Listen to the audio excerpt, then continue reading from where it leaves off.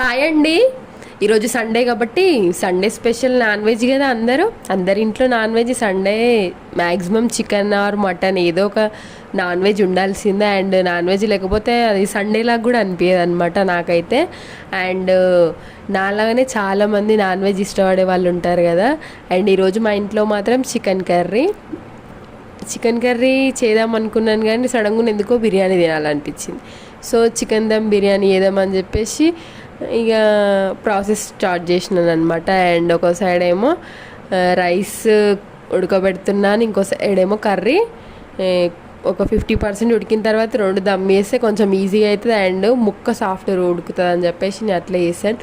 And fried onions తెలుసు కదా, and పైన దమ్ చేసేటప్పుడు కొత్తిమీర పుదీనా వేయడానికి, అండ్ ఆనియన్స్ ఏమో రైతాలకి అన్నట్టుగా నేను అప్పుడే కట్ చేసి పెట్టాను అనమాట. ఈరోజు మీ ఇంట్లో సండే ఏం స్పెషల్ కామెంట్ చేయండి. Bye bye.